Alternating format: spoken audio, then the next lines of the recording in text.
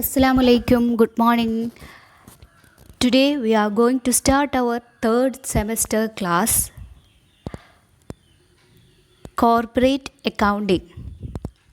Miss എടുക്കുന്ന സബ്ജക്റ്റിൻ്റെ പേരാണ് corporate accounting. കഴിഞ്ഞ സെമ്മിൽ നമ്മൾ ഏത് സബ്ജക്റ്റാണ് പഠിച്ചത്? ഫിനാൻഷ്യൽ അക്കൗണ്ടിങ് അല്ലേ? ഈ സെമ്മിൽ പഠിക്കാൻ പോകുന്നത് കോർപ്പറേറ്റ് അക്കൗണ്ടിങ്. ഫിനാൻഷ്യൽ അക്കൗണ്ടിങ്ങിൻ്റെ കണ്ടിന്യൂവേഷൻ ആയിട്ടാണ് കോർപ്പറേറ്റ് അക്കൗണ്ടിങ് തേർഡ് സെമസ്റ്ററിൽ നിങ്ങൾക്ക് വരുന്നത്. ഫിനാൻഷ്യൽ അക്കൗണ്ടിങ്ങിൽ നിങ്ങൾ മെയിനായിട്ട് പഠിച്ചത് എന്താണ്? ഫിനാൻഷ്യൽ സ്റ്റേറ്റ്മെൻറ്റ്സ് പ്രിപ്പയർ ചെയ്യാനാണ് അല്ലേ? ഒരു കമ്പനിയുടെ അല്ലെങ്കിൽ ഒരു സോൾ പ്രൊപ്രൈറ്ററുടെ ഫിനാൻഷ്യൽ സ്റ്റേറ്റ്മെൻറ്റ്സ് എങ്ങനെ പ്രിപ്പയർ ചെയ്യാം എന്നുള്ളതാണ് നിങ്ങൾ ഫിനാൻഷ്യൽ സ്റ്റേറ്റ്മെൻറ്റ്സിൽ പഠിച്ചത്. ഫിനാൻഷ്യൽ സ്റ്റേറ്റ്മെൻറ്റ്സ് മെയിനായിട്ടും കമ്പനിയുടെ പ്രോഫിറ്റബിലിറ്റി മെഷർ ചെയ്യാൻ വേണ്ടിയിട്ടാണ് അല്ലേ? പ്രോഫിറ്റ് ആൻഡ് ലോസ് അക്കൗണ്ടിൽ നിന്ന് നെറ്റ് പ്രോഫിറ്റ് കണ്ടെത്തുക, അതുപോലെ തന്നെ ബാലൻസ് ഷീറ്റിൽ നിന്ന് കമ്പനിയുടെ ഫിനാൻഷ്യൽ പൊസിഷൻ അറിയാൻ വേണ്ടിയിട്ട്, അതായത് എത്രയാണ് ഇക്വിറ്റി, കമ്പനിയുടെ ലയബിലിറ്റീസ് എത്രയാണ്, അസറ്റ് എത്രയാണ്, അങ്ങനെ ഫിനാൻഷ്യൽ പൊസിഷൻസ് അറിയാൻ വേണ്ടി ബാലൻസ് ഷീറ്റ് പ്രിപ്പയർ ചെയ്തു. കമ്പനിക്കും പ്രിപ്പയർ ചെയ്തിട്ടുണ്ട്, നമ്മൾ അതുപോലെ തന്നെ സോൾ പ്രൊപ്രൈറ്റർക്കും പ്രിപ്പയർ ചെയ്തിട്ടുണ്ട്. പിന്നെ എന്തൊക്കെയാണ് പഠിച്ചത് ഫിനാൻഷ്യൽ അക്കൗണ്ടിങ്ങിൽ? ഫിനാൻസുമായി ബന്ധപ്പെട്ടിട്ടുള്ള എല്ലാ ട്രാൻസാക്ഷൻസും നമ്മൾ ജസ്റ്റ് റെക്കോർഡ് ചെയ്ത് വെക്കുകയാണ് ഫിനാൻഷ്യൽ അക്കൗണ്ടിങ്ങിൽ ചെയ്തത്. It is a branch of accounting. അക്കൗണ്ടൻസിയുടെ ബ്രാഞ്ചാണ് ഫിനാൻഷ്യൽ അക്കൗണ്ടിങ്. ഇനി തേർഡ് സെമ്മിൽ നമ്മൾ മൂവ് ചെയ്യുന്നത് അക്കൗണ്ടൻസിയുടെ മറ്റൊരു ബ്രാഞ്ചിലേക്കാണ്. It is corporate accounting. Corporate അക്കൗണ്ടിങ്ങിന് കേൾക്കുമ്പോൾ തന്നെ നിങ്ങൾക്ക് മനസ്സിലാകും, it is the accounts for corporates. അതായത് ഫിനാൻഷ്യൽ അക്കൗണ്ടിങ് ഏതൊരു കമ്പനിക്കും കമ്പൽസറി ആണ് അല്ലേ? ഏതൊരു ബിസിനസ്സിനും ഫിനാൻഷ്യൽ അക്കൗണ്ടിങ് അല്ലെങ്കിൽ ഫിനാൻഷ്യൽ സ്റ്റേറ്റ്മെൻറ്റ്സ് പ്രിപ്പയർ ചെയ്യുക എന്നുള്ളത് കമ്പൽസറി ആണ്. എന്നാൽ കോർപ്പറേറ്റ് അക്കൗണ്ടിങ് എന്ന് പറയുന്നത് കമ്പൽസറിയേ അല്ല. പ്രധാനമായിട്ടും കോർപ്പറേറ്റ് അക്കൗണ്ടിങ്ങിൽ പഠിക്കാൻ പോകുന്നത് എങ്ങനെ നമുക്ക് റവന്യൂ യൂസ് ചെയ്യാം, അല്ലെങ്കിൽ ഫണ്ട് എങ്ങനെ ഉപയോഗിക്കാം, എക്സ്പെൻസുകൾ എത്രയാണ്, എത്ര ക്യാഷ് വന്നു കമ്പനിയിലേക്ക് അല്ലെങ്കിൽ ബിസിനസ്സിലേക്ക്, എത്ര ക്യാഷ് പുറത്തേക്ക് പോയി, പ്രോഫിറ്റിൽ നിന്ന് എത്ര പെർസെൻറ്റേജ് നമ്മൾ റവന്യൂ റിസർവായി മാറ്റിവെച്ചു, അങ്ങനത്തെ പല കാര്യങ്ങളാണ് കോർപ്പറേറ്റ് അക്കൗണ്ടിങ്ങിൽ പഠിക്കാൻ പോകുന്നത്. ഇതിൽ മെയിനായിട്ട് വരുന്നതാണ് cash flow statement, fund flow statement. Cash flow സ്റ്റേറ്റ്മെൻറ്റിൽ പറയുന്നത് cash inflow and outflow, fund flow സ്റ്റേറ്റ്മെൻറ്റിൽ പറയുന്നത് fund inflow and outflow, then income statement ഉണ്ട്. അങ്ങനെ കുറച്ച് സ്റ്റേറ്റ്മെൻറ്റ്സിലൂടെയാണ് നമ്മൾ കോർപ്പറേറ്റ് അക്കൗണ്ടിങ് പഠിക്കുന്നത്. It is also a branch of accounting. പിന്നെ കോർപ്പറേറ്റ് അക്കൗണ്ടിങ് ഒരിക്കലും ഒരു ബിസിനസ്സിനും അല്ലെങ്കിൽ ഒരു കമ്പനിക്കും കമ്പൽസറി അല്ല, നിർബന്ധമല്ല. ഇത് നിർബന്ധമായും പ്രിപ്പയർ ചെയ്യണമെന്ന് എവിടെയും പറഞ്ഞിട്ടില്ല. അതുപോലെ തന്നെ ഇത് പ്രിപ്പയർ ചെയ്യുന്നതിൽ യാതൊരു തരത്തിലുള്ള യൂണിവേഴ്സൽ പ്രിൻസിപ്പിളും അഡോപ്റ്റ് ചെയ്തിട്ടില്ല. ഓരോ ബിസിനസ്സിനും അവരുടേതായ രീതിയിൽ ഈ കോർപ്പറേറ്റ് അക്കൗണ്ട്സ് പ്രിപ്പയർ ചെയ്യാം. പിന്നെ പറയുന്ന കാര്യം, ഫിനാൻഷ്യൽ സ്റ്റേറ്റ്മെൻറ്റ്സ് നമ്മൾ ശരിക്കും ഒരു വർഷത്തേക്ക് അല്ലെങ്കിൽ 12 മാസത്തേക്കാണ് പ്രിപ്പയർ ചെയ്യുന്നത്. ഇതങ്ങനെയല്ല, നമുക്ക് ഇഷ്ടമുള്ളപ്പോൾ പ്രിപ്പയർ ചെയ്യാം.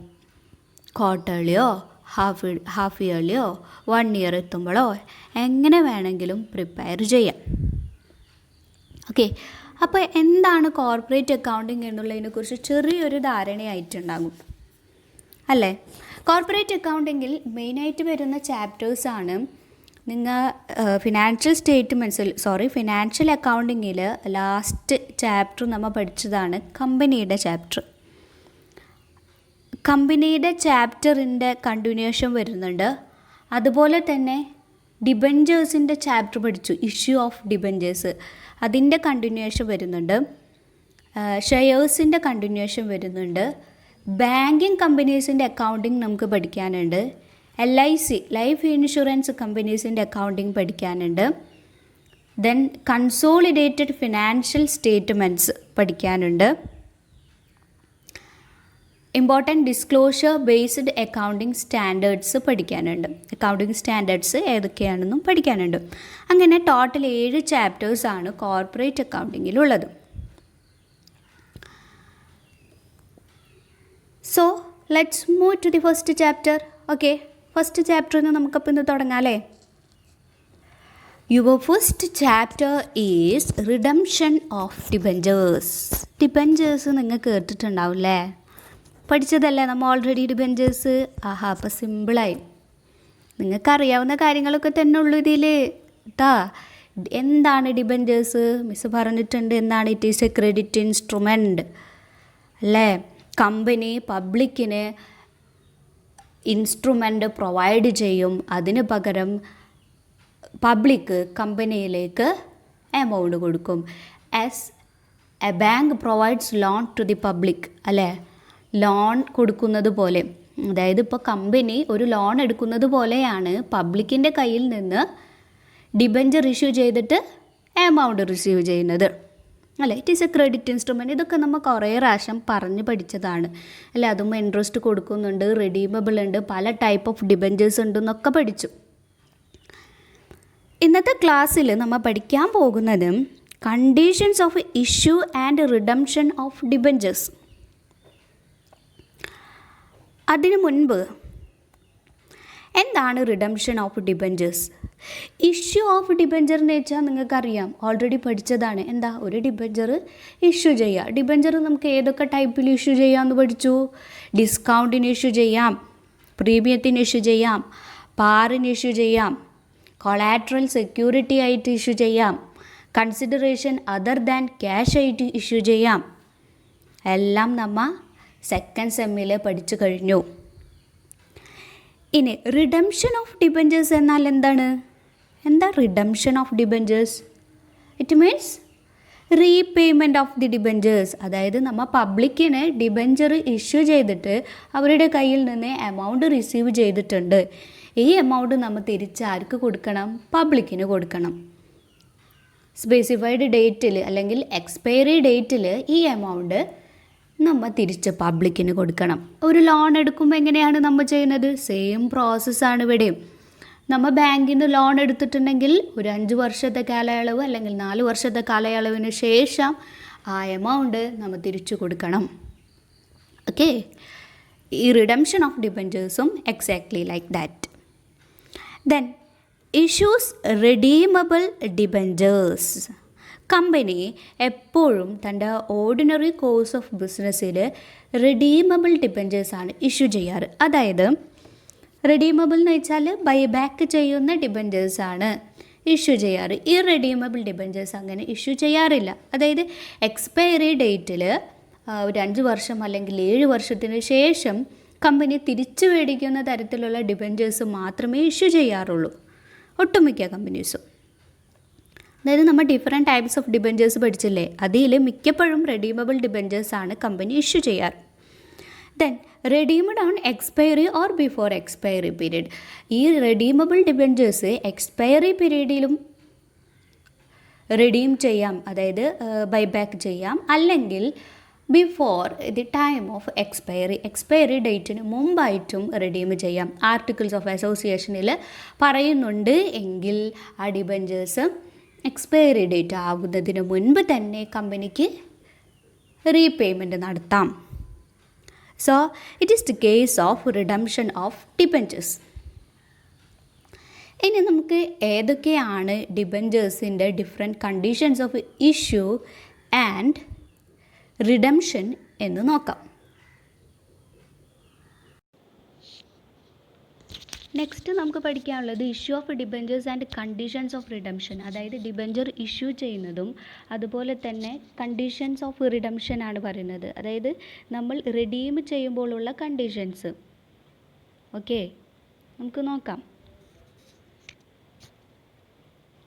അതിൽ ഫസ്റ്റ് പറയുന്നത് issued at par and redeemable at par. പാറിന് ഇഷ്യൂ ചെയ്തു. ഫേസ് വാല്യൂ 100 രൂപയുള്ള ഒരു ഡിബഞ്ചർ ഇഷ്യൂ ചെയ്യുന്നത് 100 രൂപയ്ക്ക്. അത് മെച്യൂരിറ്റി പീരീഡിൽ ഡിബഞ്ചർ ഹോൾഡർക്ക് കമ്പനി പേ ചെയ്യുന്ന വാല്യൂ 100 രൂപയാണ്. Then next method is issued at premium and redeemable at par. 100 രൂപ ഫേസ് വാല്യൂ ഉള്ള ഒരു ഡിബഞ്ചർ കമ്പനി ഇഷ്യൂ ചെയ്യുന്നത് 120 രൂപയ്ക്കാണ്. അത് റെഡീം ചെയ്യുന്നത് 100 രൂപയ്ക്കാണ്. Then third method issued at discount. 100 രൂപ ഫേസ് വാല്യൂ ഉള്ള ഒരു ഡിബഞ്ചർ ഇഷ്യൂ ചെയ്യുന്നത് 90 രൂപയ്ക്കാണ്. എന്നാൽ മെച്യൂരിറ്റി പീരീഡിൽ അത് റിഡീം ചെയ്യുന്നത് അതിൻ്റെ വാല്യൂ ഡിബഞ്ചർ ഹോൾഡർക്ക് പേ ചെയ്യുന്നത് എത്ര രൂപയ്ക്കാണ്? പാറിനാണ്, 100 രൂപയ്ക്കാണ്. Then fourth is issued at par and redeemable at premium. 100 രൂപ വാല്യൂ ഉള്ള ഈ ഡിബഞ്ചർ ഇഷ്യൂ ചെയ്യുന്നത് 100 രൂപയ്ക്കാണ്. എന്നാൽ മെച്യൂരിറ്റി പീരീഡിൽ റെഡീം ചെയ്യുന്നത് 120 രൂപയ്ക്കാണ്. Then issued at discount and redeemable at premium. 100 രൂപ ഫേസ് വാല്യൂ ഉള്ള ഒരു ഡിബഞ്ചർ ഇഷ്യൂ ചെയ്യുന്നത് 90 രൂപയ്ക്കും. എന്നാൽ മെച്യൂരിറ്റി പീരീഡിൽ ഈ സെയിം ഡിബഞ്ചർ റെഡീം ചെയ്യുന്നത് 120 രൂപയ്ക്കുമാണ്. Then sixth one issued at premium. പ്രീമിയത്തിന് ഇഷ്യൂ ചെയ്തു. ദാറ്റ് ഈസ് 100 രൂപ ഫേസ് വാല്യൂ ഉള്ള ഒരു ഷെയർ ഇഷ്യൂ ചെയ്യുന്നത് 120 രൂപയ്ക്കാണ്. അത് റെഡീം ചെയ്യുന്നതും 120 രൂപയ്ക്കാണ്. ഓക്കെ, ഇത് നമുക്ക് ഡീറ്റെയിൽ ആയിട്ട് പ്രോബ്ലം ചെയ്യുമ്പോൾ പറഞ്ഞുതരാം. ഇതിപ്പോൾ ഇത്ര ജസ്റ്റ് നല്ലോണം ശ്രദ്ധിച്ച് വായിച്ചാൽ നിങ്ങൾക്ക് കിട്ടും. എന്നിട്ട് ഓരോ എക്സാമ്പിളായിട്ട് ഇങ്ങനെ എഴുതി പോകണമെന്ന് വെച്ചാൽ കിട്ടും. ഞാൻ ഈ പറയുന്ന നോട്ട് പ്രത്യേകം എഴുതി വെക്കുകയാണെന്നുണ്ടെങ്കിൽ നിങ്ങൾക്ക് പെട്ടെന്ന് മനസ്സിലാവും കേട്ടോ. ഇനി debenture cannot be redeemable at discount. Debenture ഒരിക്കലും ഡിസ്കൗണ്ടിന് റെഡീം ചെയ്യാൻ പറ്റില്ല. ഡിസ്കൗണ്ടിന് ഡിബഞ്ചർ ഇഷ്യൂ ചെയ്യാം, പക്ഷേ ഒരിക്കലും ഡിബഞ്ചർ ഡിസ്കൗണ്ടിന് റെഡീം ചെയ്യാൻ സാധിക്കുന്നതല്ല. ഇനി ഇതിൻ്റെ അക്കൗണ്ടിങ് ട്രീറ്റ്മെൻറ്റിലേക്കാണ് പോകുന്നത്. ഫസ്റ്റ് മെത്തേഡ് പറഞ്ഞത് issued at par and redeemable at par. അതിലൊന്നുമില്ല, നമ്മളെ നോർമൽ എൻട്രിയാണ് bank account debtor to debenture account. Okay, face value എമൗണ്ടാണ് ഇവിടെ വരുന്നത്.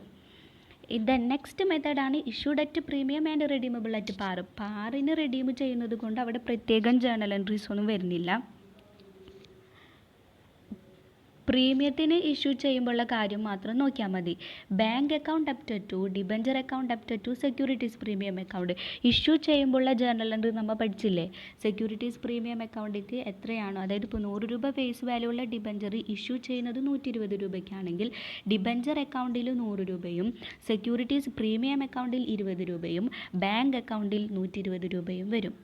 ദെൻ ലാസ്റ്റ് അല്ല third method issued at discount and redeemable at par. 100 രൂപ ഫേസ് വാല്യൂ ഉള്ള ഒരു ഷെയർ ഇഷ്യൂ ചെയ്യുന്നത് ഡിസ്കൗണ്ടിനാണ്, 90 രൂപയ്ക്കാണെന്നുണ്ടെങ്കിൽ ബാങ്ക് അക്കൗണ്ട് അപ്റ്ററിൽ എത്ര രൂപ വരും?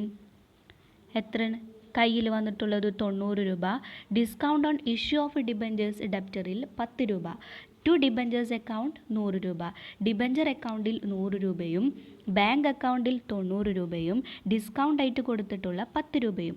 അപ്പോൾ ജേർണൽ എൻട്രി സാധാരണ നമ്മൾ പഠിച്ച പോലെ തന്നെ issue at par, issue at premium, issue at discount ആ സെയിം ജേർണൽ എൻട്രീസ് ആണ്. കാരണം റെഡീമബിൾ അറ്റ് പാർ ആണ് 3 കേസിലും. അതുകൊണ്ട് ജേർണൽ എൻട്രീസിൽ യാതൊരു വ്യത്യാസമുള്ള സെയിം ജേർണൽ എൻട്രിയാണ്. That's all today's class. Thank you. Redeemable at premium journal entry നോക്കാം. Bank account debtor loss on issue of debentures account debtor to debentures account to premium on redemption account. ഇവിടെ journal എൻട്രിയിലേക്ക് പോകുന്നതിന് മുൻപ് നമുക്ക് അതിൻ്റെ എക്സ്പ്ലനേഷൻസിലേക്കൊന്ന് നോക്കാം. പ്രീമിയം പേയബിൾ ഓൺ റിഡംഷൻ, അതായത് മെച്യൂരിറ്റി പീരീഡിൽ കമ്പനി ഡിബഞ്ചർ ഹോൾഡേഴ്സിന് കൊടുത്തിട്ടുള്ള ഡിബഞ്ചർ ബൈബാക്ക് ചെയ്യുമ്പോൾ പ്രീമിയം പേ ചെയ്യേണ്ടി വന്നാൽ, കമ്പനിക്ക് പ്രീമിയം പേ ചെയ്യേണ്ടി വന്നാൽ, അതായത് ഇൻവെസ്റ്റർ 100 രൂപയ്ക്കാണ് ഒരു ഡിബഞ്ചർ മേടിച്ചത്, എന്നാൽ കമ്പനി ആഫ്റ്റർ 3 ഇയർ അത് ബൈബാക്ക് ചെയ്യുമ്പോൾ 120 രൂപയാണ് ആ ഡിബഞ്ചറിന് കൊടുക്കേണ്ടത് എങ്കിൽ ഇറ്റ്സ് എ ലയബിലിറ്റി. കമ്പനിയെ സംബന്ധിച്ചിടത്തോളം അതൊരു ബാധ്യതയാണ്. കാരണം ആ ഡിബഞ്ചറിൻ്റെ വാല്യൂ 100 രൂപ ഉണ്ടായിരുന്നുള്ളൂ ഇഷ്യൂ ചെയ്തപ്പോൾ. ഇൻവെസ്റ്റർ 100 രൂപ അടച്ചിട്ടുള്ളൂ, എന്നാൽ കമ്പനി ഇപ്പോൾ കൊടുക്കേണ്ട വാല്യൂ എത്രയാണ് ആ ഡിബഞ്ചറിന്? 120 രൂപ. And it is credited. നമ്മൾ അത് ക്രെഡിറ്റ് ചെയ്യണം. ബാലൻസ് ഷീറ്റ് എടുക്കുക. ബാലൻസ് ഷീറ്റിൻ്റെ ലയബിലിറ്റി സൈഡിലല്ലേ നമ്മൾ എല്ലാ ബാധ്യതകളും എഴുതുന്നത്. ആ കൂട്ടത്തിൽ അണ്ടർ ഹെഡ് നോൺ കറണ്ട് ലയബിലിറ്റീസിൻ്റെ ഹെഡിൽ ബാലൻസ് ഷീറ്റ് മനസ്സിൽ കൊണ്ടുവരാം. ബാലൻസ് ഷീറ്റിൽ മനസ്സിൽ ലയബിലിറ്റി സൈഡ് കൊണ്ടുവരാം. ലയബിലിറ്റി സൈഡിൽ non current liabilities current liability അല്ല. Okay, it is a fixed liability because it's a liability raised from capital mobilisation അല്ലേ? എന്തുകൊണ്ടാണ് ഇത് ഫിക്സഡ്? നോൺ കറണ്ട് ലയബിലിറ്റി എന്ന് വെച്ചാൽ എന്താണ്? It will be fixed liability. കമ്പനിയെ സംബന്ധിച്ചിടത്തോളം ഫിക്സഡ് ആയിട്ടുള്ള ബാധ്യതയാണ്. കാരണം എന്താണ്? ക്യാപിറ്റൽ റേസ് ചെയ്തപ്പോഴാണ് ഈ ലയബിലിറ്റി കമ്പനിക്ക് ഉണ്ടായത് അല്ലേ? Capital is a fixed liability അല്ലേ? കമ്പനിയെ സംബന്ധിച്ചിടത്തോളം ഫിക്സഡ് ലയബിലിറ്റി ആണ്. അത് നമ്മൾ റീപേ ചെയ്യേണ്ടതാണ് കമ്പനി. ഓക്കെ, അക്കൗണ്ടൻസിൽ നമ്മൾ പഠിച്ചിട്ടുണ്ട് company and its owners are separated അല്ലേ? അക്കൗണ്ടിങ് പ്രിൻസിപ്പിൾസിൽ +2 പഠിച്ചിട്ടുണ്ട്. എന്നാണ് കമ്പനിയും അതുപോലെ തന്നെ കമ്പനിയിലേക്ക് ക്യാപിറ്റൽ കൊണ്ടുവന്ന ഇൻവെസ്റ്റേഴ്സ് അല്ലെങ്കിൽ ഓണേഴ്സും സെപ്പറേറ്റ് ആണ്, രണ്ടും രണ്ടാണ്. അപ്പോൾ കമ്പനിയെ സംബന്ധിച്ചിടത്തോളം കമ്പനിയിലേക്ക് കൊണ്ടുവരുന്ന ക്യാപിറ്റൽ കമ്പനിക്ക് ലയബിലിറ്റി ആണ്, ബാധ്യതയാണ്. അത് ഓണർക്ക് അല്ലെങ്കിൽ ഇൻവെസ്റ്റർക്ക് തിരിച്ചു കൊടുക്കേണ്ടതാണ്. അതുകൊണ്ട് ഡിബഞ്ചറും നമ്മൾ ക്യാപിറ്റൽ റേസ് ചെയ്യാൻ ഉപയോഗിക്കുന്ന ഒരു ക്രെഡിറ്റ് ഇൻസ്ട്രുമെൻ്റ് ആണ്. അപ്പോൾ അതിൽ നടത്തിയിട്ടുള്ള ഇൻവെസ്റ്റേഴ്സിൻ്റെ ഇൻവെസ്റ്റ്മെൻറ്റും കമ്പനിയെ സംബന്ധിച്ചിടത്തോളം ഒരു ഫിക്സഡ് ലയബിലിറ്റിയാണ്. അതിൽ നിന്ന് റേസ് ചെയ്യുന്നതാണ് പ്രീമിയം പേയബിൾ ഓൺ റിഡംഷൻ എന്ന ലയബിലിറ്റി. അതായത് 100 രൂപയ്ക്ക് ഇഷ്യൂ ചെയ്ത ഡിബഞ്ചർ കമ്പനി ഇപ്പോൾ പേ ചെയ്യേണ്ടത്, റിഡംഷൻ്റെ സമയത്ത് പേ ചെയ്യേണ്ടത് 120 രൂപയാണ്. ആ 20 രൂപ എന്നത് കമ്പനിയെ സംബന്ധിച്ചിടത്തോളം നോൺ കറണ്ട് ലയബിലിറ്റി ആണ്. It should be shown on the liability side of the balance sheet first treatment. Okay, അപ്പോൾ ഇതിലേക്ക് പോവാം. ജേണൽ എൻട്രിയിൽ നോക്കിയാൽ ജേണൽ എൻട്രിയിൽ loss on issue of debentures, 2 debentures account, 2 premium on redemption account. കണ്ടില്ല, അതിൽ credit സൈഡിൽ 2 premium on redemption account redeem ചെയ്തപ്പോഴുള്ള പ്രീമിയം ക്രെഡിറ്റ് ചെയ്തു. ബാലൻസ് ഷീറ്റിൻ്റെ ലയബിലിറ്റി സൈഡിൽ കാട്ടി, അതാണ് ക്രെഡിറ്റ് വന്നത് അവിടെ, 2 പ്രീമിയം ഓൺ റിഡംഷൻ അക്കൗണ്ട്. ഇനി നെക്സ്റ്റ് പോയിന്റ് നോക്കാം. Premium on redemption is a capital loss and hence it is debited. Premium on redemption എങ്ങനെയാണ് ക്യാപിറ്റൽ ലോസ് ആകുന്നത്? ഞാൻ പറഞ്ഞു ഡിബഞ്ചേഴ്സ് ആർ എന്താണ്? ക്യാപിറ്റൽ പ്രൊക്യൂർ ചെയ്യാനായിട്ടുള്ളൊരു ഇൻസ്ട്രുമെൻ്റ് ആണ് ഡിബഞ്ചേഴ്സ്. അപ്പോൾ പ്രീമിയം ഓൺ റിഡംഷൻ എന്ന് പറഞ്ഞാൽ മെച്യൂരിറ്റി പീരീഡിൽ ഫേസ് വാല്യൂവിനെക്കാട്ടിലും എക്സ്ട്രാ എമൗണ്ട് കമ്പനി ഇൻവെസ്റ്റേഴ്സിന് പേ ചെയ്യേണ്ടതായിട്ട് വരുന്നു. അപ്പോൾ അത് ക്യാപിറ്റലിൽ നിന്നാണ് കൊടുക്കുന്നത്. ഡിബഞ്ചറിന് കിട്ടിയിട്ടുള്ള ടോട്ടൽ ക്യാപിറ്റലിൽ നിന്നാണ് ഈ എമൗണ്ട് കമ്പനി കൊടുക്കുന്നത്. അപ്പോൾ it is treated as a capital loss. Capital നമുക്കറിയാം ബാലൻസ് ഷീറ്റിൻ്റെ ലയബിലിറ്റി സൈഡിലാണ് എഴുതുന്നത്. Because it is a credit balance. Capital credit balance ആണ്. ഞാൻ പറഞ്ഞു ക്യാപിറ്റലും ലയബിലിറ്റി ആണ് കമ്പനിയെ സംബന്ധിച്ചിടത്തോളം. അപ്പോൾ ക്യാപിറ്റൽ ലോസ് എന്ന് പറഞ്ഞാൽ എന്താണ്? ക്യാപിറ്റൽ നഷ്ടമായി, ക്യാപിറ്റൽ ഇല്ലാണ്ടായി. അപ്പോൾ ക്രെഡിറ്റുള്ള ക്യാപിറ്റലിനെ നമ്മൾ എന്ത് ചെയ്യുന്നു? ഡെബിറ്റ് ചെയ്യുന്നു. നമ്മളുടെ ക്യാപിറ്റൽ കുറഞ്ഞതായിട്ട് കമ്പനി കാണിക്കുന്നു. അതാണ് അത് ക്യാപിറ്റൽ ലോസ് ആണ് and it should be debited എന്ന് പറയുന്നത്. ഓക്കെ, നോക്കാം ജേണൽ എൻട്രിയിൽ ഡെബിറ്റ് സൈഡിൽ loss on issue of debentures account debtor. Debit ചെയ്തത് കണ്ട, ഈ 2 എമൗണ്ടും സെയിം ആയിരിക്കും. ഡെബിറ്റ് സൈഡിൽ വന്നിരിക്കുന്ന loss on issue of debentures അക്കൗണ്ടും ക്രെഡിറ്റ് സൈഡിൽ വന്നിരിക്കുന്ന പ്രീമിയം ഓൺ റിഡംഷൻ അക്കൗണ്ടും വാല്യൂ സെയിം ആയിരിക്കും. ഇപ്പോൾ 20 രൂപയായിരുന്നു പ്രീമിയം എങ്കിൽ 2 സൈഡിലും 20 രൂപ പ്രീമിയം എമൗണ്ട് കാണിക്കും. And these are recorded at time of issue ചെയ്യുന്ന സമയത്ത് തന്നെ റിഡീം ചെയ്യുമ്പോഴുള്ള റിഡംഷൻ്റെ ജേർണൽ എൻട്രീസ് റെക്കോർഡ് ചെയ്ത് വെക്കും. ഓക്കെ, അപ്പോൾ നോക്കാം. ബാങ്ക് അക്കൗണ്ട് ഡെപ്റ്റർ എത്ര രൂപയാണ് ഫേസ് വാല്യൂ? 100 രൂപ ഫേസ് വാല്യൂ ഉള്ള share. Loss on issue of debentures account debtor എത്ര രൂപയ്ക്കാണ് അത് ഇഷ്യൂ ചെയ്തിട്ടുള്ളത്? 120 രൂപയ്ക്ക്. അപ്പോൾ പ്രീമിയം 20 രൂപ. ടു ഡിബഞ്ചേഴ്സ് അക്കൗണ്ട്, ഡിബഞ്ചറിൻ്റെ വാല്യൂ 100 രൂപ. To premium on redemption account, premium എത്ര? 120 രൂപ. ഇതാണ് 4th journal entry. Next journal എൻട്രിയിലേക്ക് പോകാം. Next method, debentures are issued at discount and redeemable at premium. അവിടെ നോക്കാം. Journal entry, bank account debtor, loss on issue of debentures account debtor, to debentures account, to premium on redemption account. ഇവിടെ നോക്കാം. Company issue ചെയ്തിട്ടുള്ളത് ഡിസ്കൗണ്ടിനാണ് debenture. അതായത് ഡിബഞ്ചറിൻ്റെ original value എത്രയാണ്? 100 രൂപ face value ആണ്. അത് ഇഷ്യൂ ചെയ്തിരിക്കുന്നത് 90 രൂപയ്ക്കാണ്. കറക്റ്റായിട്ട് നോട്ട് ചെയ്ത് വെക്കാം. ലെക്ചർ നോട്ട് കറക്റ്റായിട്ട് എഴുതി വെക്കാട്ടെ നിങ്ങൾ. ഇഷ്യൂ ചെയ്തത് ഡിസ്കൗണ്ടിനാണ്. ഒറിജിനൽ ഫേസ് വാല്യൂ എത്രയാണ്? 100 രൂപ. 100 രൂപ ഫേസ് വാല്യൂ ഉള്ള ഡിബഞ്ചർ ഇഷ്യൂ ചെയ്യുന്നത് ഡിസ്കൗണ്ടിനാണ്, 90 രൂപയ്ക്കാണ്. എക്സാമ്പിളായിട്ട് ഇങ്ങനെ തന്നെ എഴുതി പോകുക കേട്ടോ. ആൻഡ് റെഡീമബിൾ അറ്റ് പ്രീമിയം, പ്രീമിയത്തിനാണ് റെഡീം ചെയ്യുന്നത്. 90 രൂപയ്ക്ക് ഇഷ്യൂ ചെയ്തപ്പോൾ തന്നെ കമ്പനിക്ക് ലോസ് അവിടെ 10 രൂപ വന്നിട്ടുണ്ട്. ഇനി പ്രീമിയത്തിനാണ് റെഡീം ചെയ്യുന്നത്.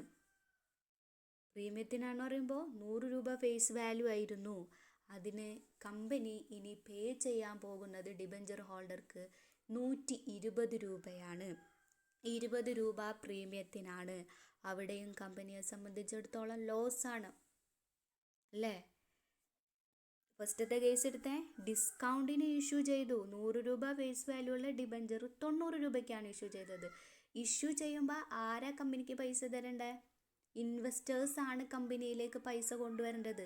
അപ്പോൾ 100 രൂപ തരേണ്ടതിന് പകരം ഇൻവെസ്റ്റേഴ്സ് കമ്പനിക്ക് എത്ര രൂപ തന്നിട്ടുള്ളൂ? 90 രൂപ തന്നിട്ടുള്ളൂ. അവിടെ 10 രൂപ എന്താണ്? കമ്പനിയെ സംബന്ധിച്ചിടത്തോളം ലോസ് ആണ്.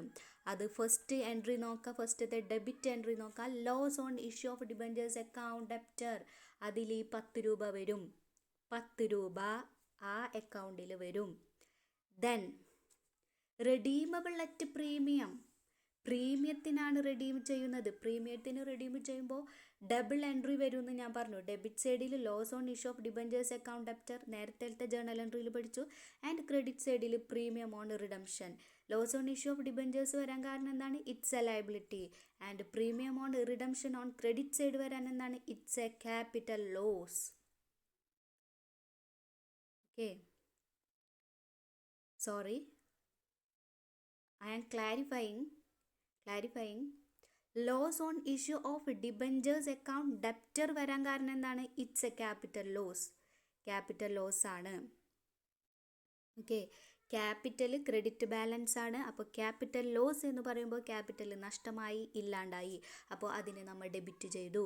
To premium on redemption, credit സൈഡിൽ premium on redemption because it's a liability should be shown on the liability side of the balance sheet as it is a credit balance. Okay, അപ്പോൾ premium on റിഡംഷനിൽ ഈ redeemable at പ്രീമിയത്തിന് 100 രൂപയ്ക്ക് issue ചെയ്യുന്ന debenture already issue ചെയ്തത് 90 രൂപയ്ക്കാണ്. ഇനി അത് പ്രീമിയത്തിനാണ് redeem ചെയ്യുന്നത്. Maturity പീരീഡിൽ ഇനി കമ്പനി ഇൻവെസ്റ്റർക്ക് എത്ര രൂപ കൊടുക്കണം? 120 രൂപ കൊടുക്കണം. അപ്പോൾ 20 രൂപയും കമ്പനിയെ സംബന്ധിച്ചിടത്തോളം എന്താണ്? നഷ്ടമാണ്. It should also be shown on the loss on issue of debentures account debtor. Loss on issue of debentures account, അതായത് ബാലൻസ് ഷീറ്റിൻ്റെ ലയബിലിറ്റി സൈഡിൽ ഈ എമൗണ്ടും കാണിക്കണം. നേരത്തെ ജേർണൽ എൻട്രിയിൽ പറഞ്ഞ പോലെ തന്നെ. അപ്പോൾ ഡിസ്കൗണ്ടിൽ വന്ന 10 രൂപ നഷ്ടം പ്ലസ് പ്രീമിയത്തിന് റെഡീം ചെയ്തപ്പോൾ വന്ന 20 രൂപ നഷ്ടം, രണ്ടും കൂടി 30 രൂപ ഒന്നിച്ച് എവിടെ കാണിക്കണം? Loss on issue of debentures അക്കൗണ്ടിൽ ഡെപ്റ്ററിൽ കാണിക്കണം. അപ്പോൾ ബാങ്ക് അക്കൗണ്ട് ഡെപ്റ്റർ അതിന് നേരെ എത്ര വരും? കയ്യിൽ കമ്പനിക്ക് എത്ര കിട്ടി? 100 രൂപ ഫേസ് വാല്യൂ ഉള്ളത് 90 രൂപയ്ക്കാണ് കിട്ടിയത്. Loss on issue of debentures account ഡെപ്റ്ററിൽ 30 രൂപ. എങ്ങനെ വന്നു? ഇഷ്യൂവിൻ്റെ സമയത്തുള്ള ഡിസ്കൗണ്ട് കൊടുത്തപ്പോൾ 10 രൂപ നഷ്ടം വന്നു. പ്രീമിയത്തിന് പേ ചെയ്തപ്പോൾ റിഡീം ചെയ്തപ്പോൾ പ്രീമിയം കൊടുത്തപ്പോൾ 20 രൂപ വന്നു. ടു ഡിബഞ്ചേഴ്സ് അക്കൗണ്ട് ഡിബഞ്ചേഴ്സിൻ്റെ ഫേസ് വാല്യൂ എത്രയാണ്? 100